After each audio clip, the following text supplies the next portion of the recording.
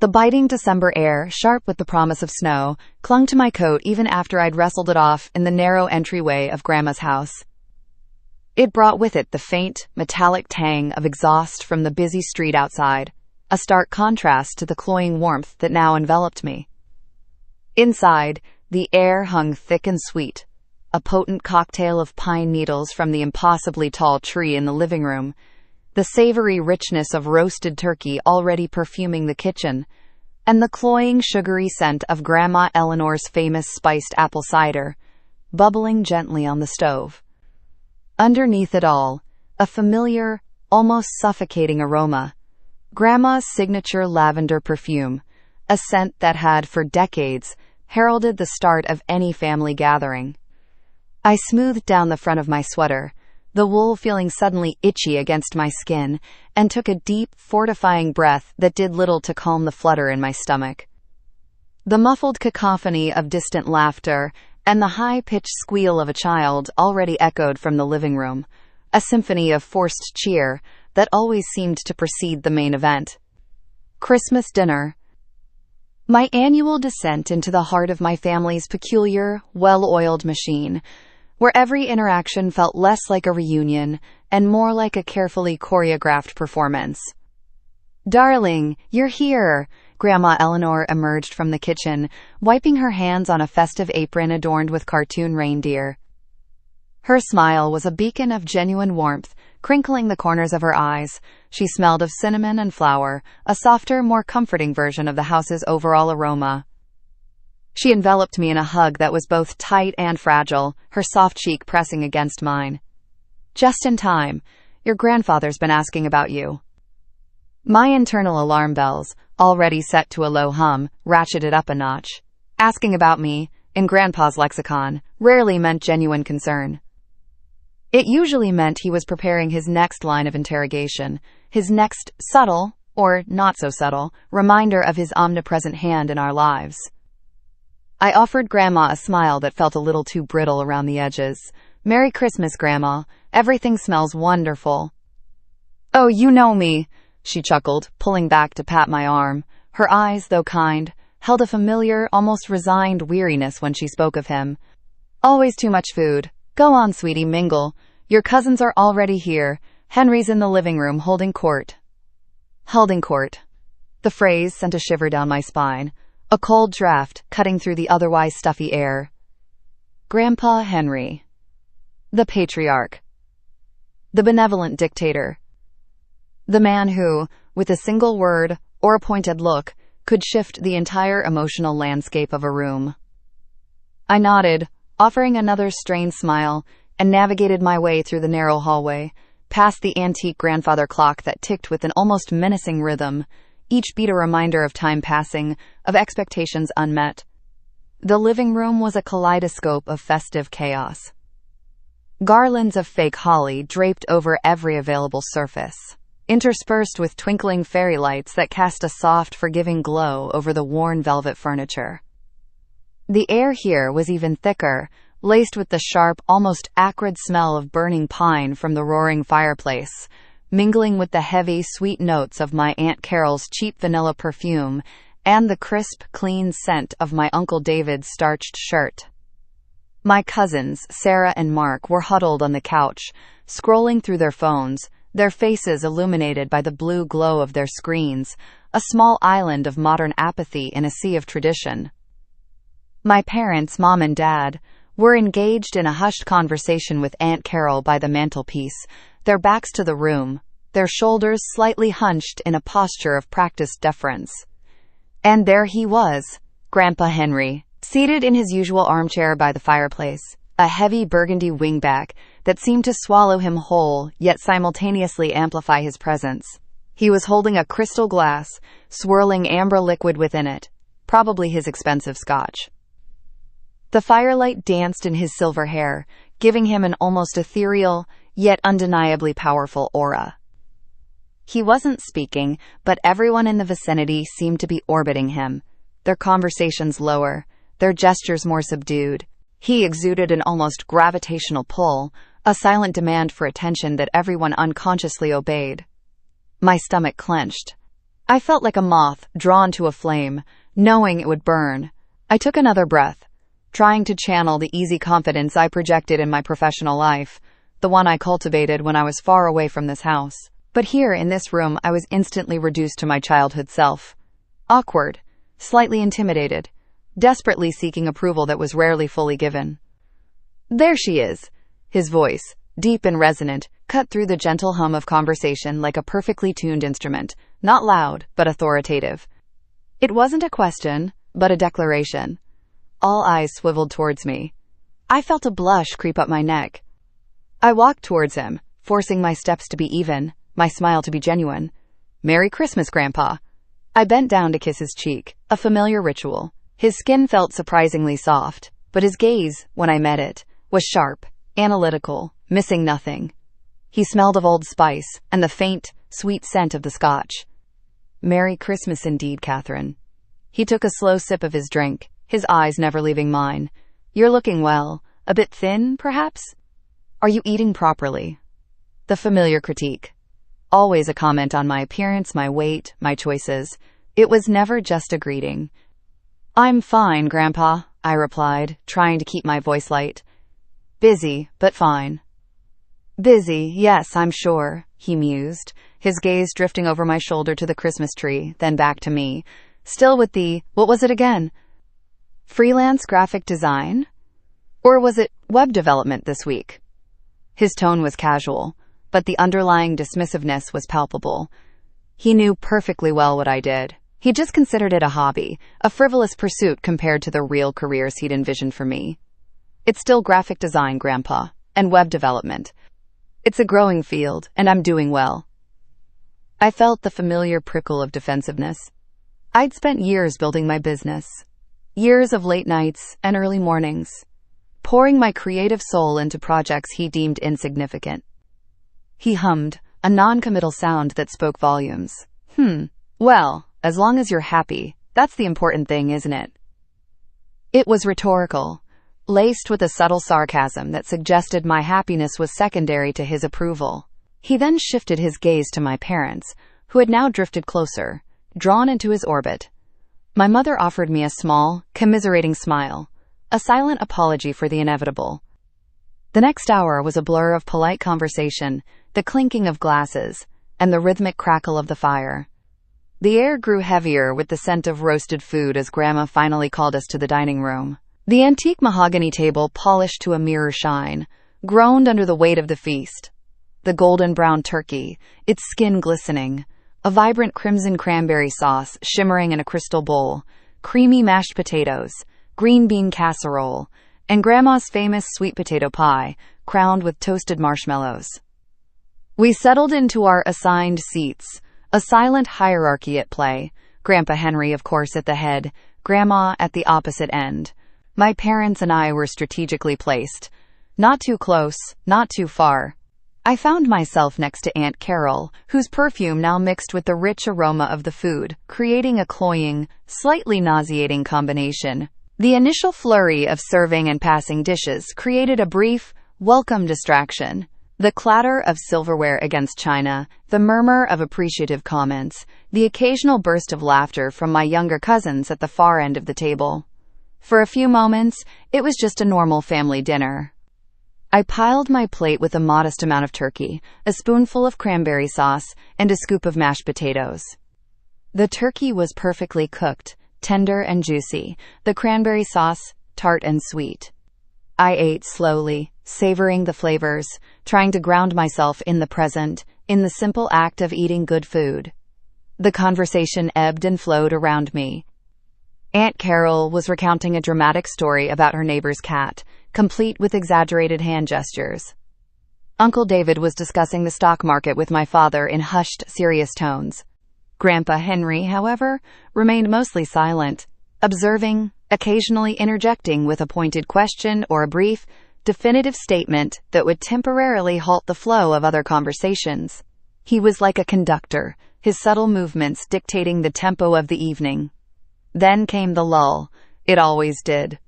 A brief silence descended upon the table, punctuated only by the clinking of cutlery and the distant hum of the refrigerator.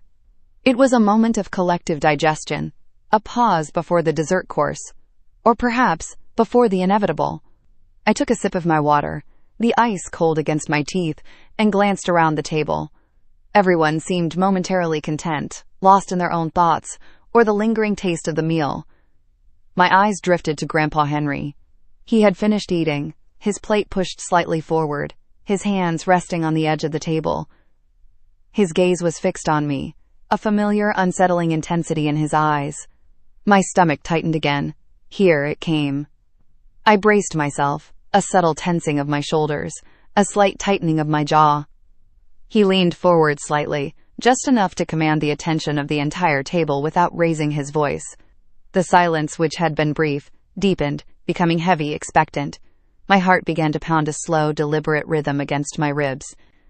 "So, Catherine," he began, his voice calm, almost conversational, yet piercingly clear in the sudden stillness.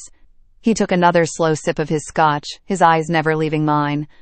A small, almost imperceptible smile played on his lips, a smile that never reached his eyes. "Tell me something." I swallowed, my throat suddenly dry. "Yes, Grandpa," I managed, my voice a little higher than I intended.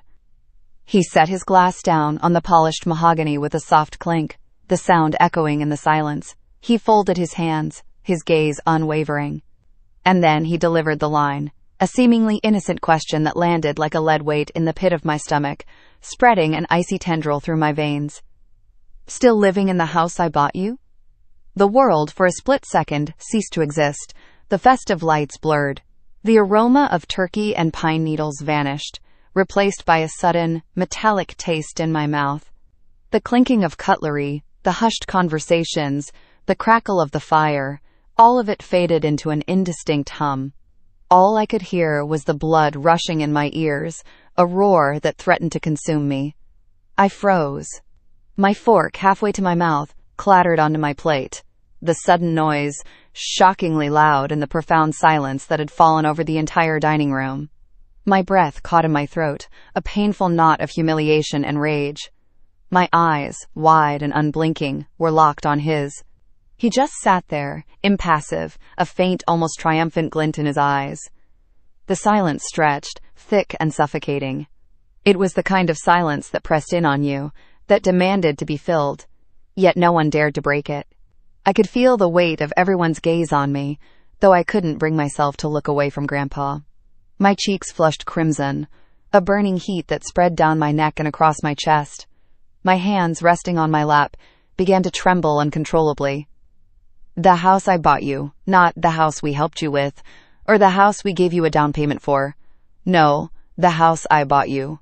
A stark, brutal reminder of his control, his generosity, and the debt he believed I owed him. It was a public declaration, a carefully aimed jab designed to deflate any sense of independence I might have cultivated.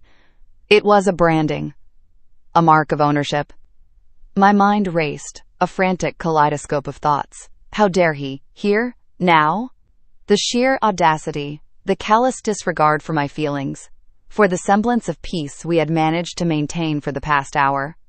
It was a deliberate act, calculated to wound, to remind me of my place. My stomach twisted into a knot, a cold, hard stone of resentment forming deep within me. I felt exposed, vulnerable, as if he had stripped me naked in front of my entire family. A single tear, hot and unwelcome, pricked at the corner of my eye, but I willed it back, refusing to give him the satisfaction. I would not cry. Not here. Not now. I forced myself to breathe, a shallow, ragged intake of air that did little to calm my racing heart. The silence continued, an eternity stretching between his words and my ability to respond. My vision blurred slightly, the faces around the table becoming indistinct blurs of concern, curiosity, or calculated avoidance. My mother's hand, I noticed from the corner of my eye, had instinctively reached for my father's, her knuckles white. But no one spoke. No one intervened. They never did. They just watched. And waited. For me to respond. For me to acknowledge the leash that had just been publicly yanked. A corda estava esticada ao máximo, tão tensa que eu podia ouvir o zumbido dela no silêncio que se seguia. som agudo e irreal, que parecia rasgar o ar em volta da mesa. O sangue martelava nos meus ouvidos, tamborilar incessante que abafava qualquer outro som potencial. Minha visão, antes embacada pelas lágrimas não derramadas, começou a se focar, mas era uma nitidez dolorosa, como se o mundo tivesse sido subitamente desprovido de qualquer filtro suave. Cada detalhe, cada imperfeição, saltava aos meus olhos, brutalmente real. O cheiro da comida, o assado de carneiro com alecrim, as batatas douradas, o molho rico e denso, que momentos antes parecia tão convidativo e familiar, agora revirava meu estômago. Tornou-se intrusivo, quase sufocante, uma lembrança nauseante da normalidade que ele acabara de estracalhar. Havia também o aroma adocicado do vinho tinto no meu copo, barolo que meu pai sempre guardava para ocasiões especiais, e que agora tinha gosto de fel na minha boca, mesmo sem eu tê-lo provado. E, por baixo de tudo, o perfume pesado, quase metálico, do SU Colônia, que parecia pairar sobre a mesa como uma nuvem tóxica, lembrete físico da SUA, presença avassaladora. Minha mãe ainda segurava a mão do meu pai, nos dos seus dedos brancos, uma exibição silenciosa de angústia. Eu podia sentir o calor da SUA preocupação, irradiando através da mesa, uma onda que me atingia, e se misturava com a minha própria raiva, transformando-se em algo ainda mais complexo e amargo. Ela não me olhava diretamente. Esse olhar estava fixo em ponto vazio na toalha de mesa, como se buscasse respostas nas fibras do linho branco. Meu pai, por essa vez, mantinha a cabeça ligeiramente baixa, os olhos fixos no SU prato. Mas eu sabia que ele estava ciente de cada microexpressão, de cada respiração suspensa na sala. Eu estava lá, sempre presente, sempre observando, mas nunca realmente intervindo. Aquele padrão, tal familiar quanto o cheiro da casa, apertava-me o peito com uma dor conhecida e resignada.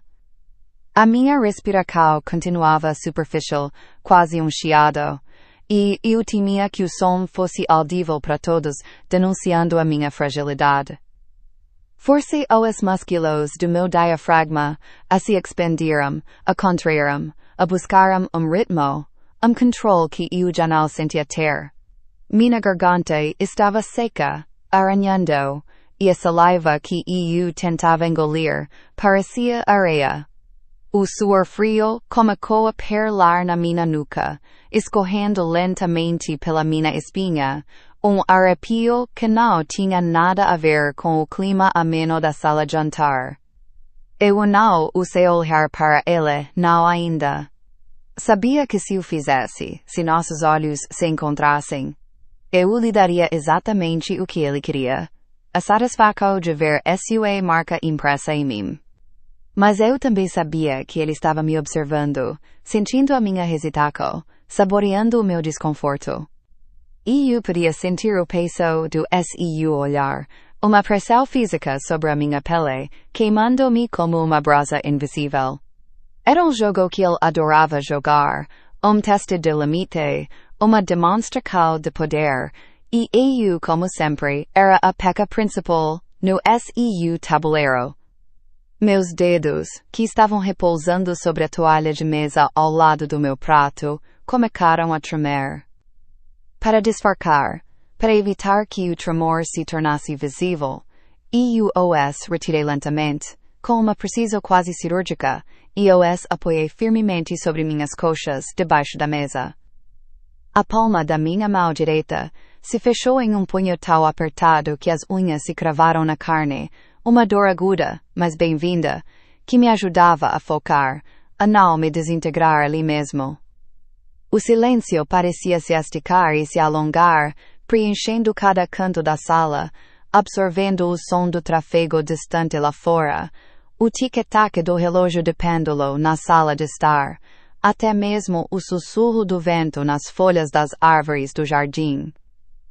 Não havia ruído de talheres, não havia o tilintar suave dos copos, nem o crepitar discreto da lareira na sala adjacente.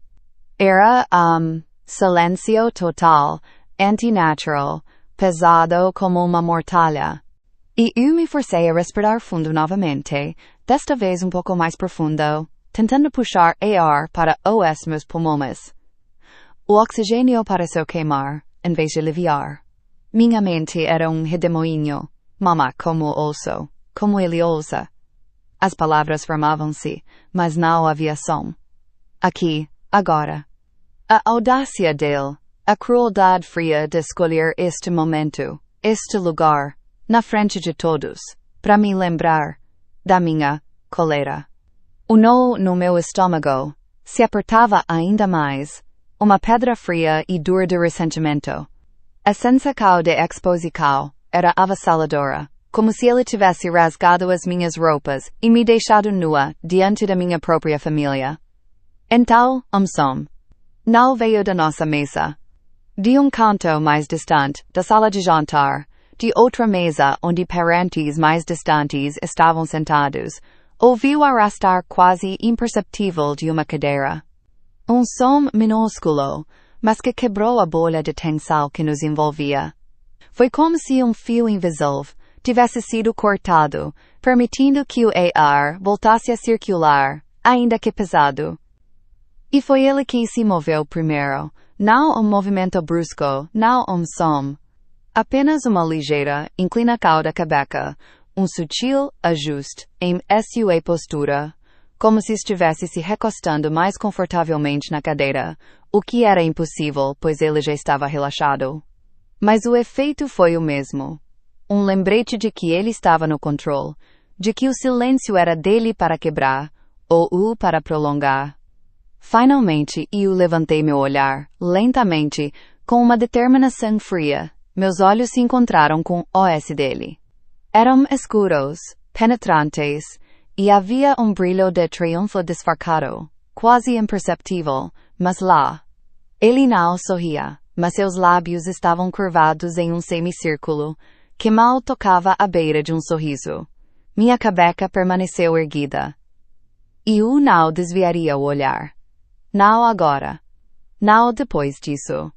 A lágrima que ameaçava cair se transformou em uma brasa ardente dentro de mim, uma chama de desafio que eu me recusava a extinguir. Ele quebrou o silêncio. Sua voz era suave, perigosamente calma, como a superfície de lago antes de uma tempestade. Cada palavra foi pronunciada com uma clareza que perfurou o ar, atingindo-me diretamente. Está tudo bem, querida? Ele perguntou, e a palavra querida foi golpe, eufemismo cruel, que zombava da nossa realidade.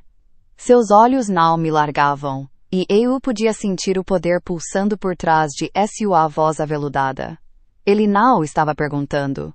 Ele estava testando, provocando. Você está pouco pálida. O assado não lhe agradou? A ironia era veneno, o assado. Como se a comida fosse a minha única preocupação.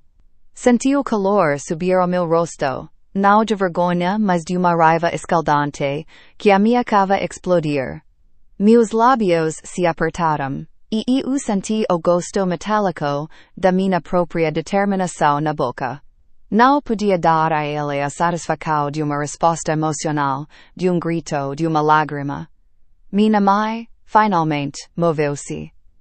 Sua mão soltou a do meu pai, e ela se inclinou ligeiramente para frente, movimento quase imperceptível, mas que para mim era grito silencioso, apelo para que eu me controlasse. Eu me podia sentir o peso das suas súplicas não ditas. Eu me me forçando o ar para fora lentamente, controlando o ritmo, controlando a minha voz. A minha garganta ainda arranhava, mas eu sabia que precisava falar. Minhas mãos, sob a mesa, ainda estavam cerradas em punhos, mas meus dedos relaxaram minimamente, controle que eu estava desesperadamente tentando manter. Now, eu respondi, a voz pouco mais áspera do que eu queria, sussurro gelado que mal rompeu o véu de silêncio remanescente. Minha voz traiu a minha calma forcada, leve tremor na ponta da palavra. Está tudo perfeitamente bem. Eu não sei olhar para minha mãe, nem para o meu pai. Meu olhar permaneceu fixo no dele, desafio silencioso que eu esperava que ele entendesse.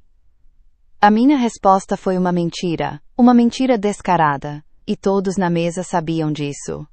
Mas era a mentira que eu precisava cantar, a máscara que eu precisava usar para sobreviver àquele momento. Era a única forma de evitar que a cólera, que eu acabara de apertar, me sufocasse completamente. E enquanto eu pronunciava as palavras, senti uma nova onda de determinação. Não. Ele não teria a minha quebra, não aqui, não agora. O silêncio que se seguiu foi pesado, mas diferente. Não era mais opressor, e sim, campo de batalha onde minha teimosia e a dele se confrontavam. Seus olhos, antes dominadores, agora carregavam uma faísca de surpresa, talvez até lampejo de irritação. Ele sabia que eu estava mentindo, mas a firmeza na minha voz e no meu olhar o impediu de capitalizar sobre isso. Eu podia sentir a frustração borbolando nele, uma derrota inesperada em jogo de poder. Minha mãe soltou o ar que nem sabia que estava aprendendo, som sutil que só eu pude ouvir.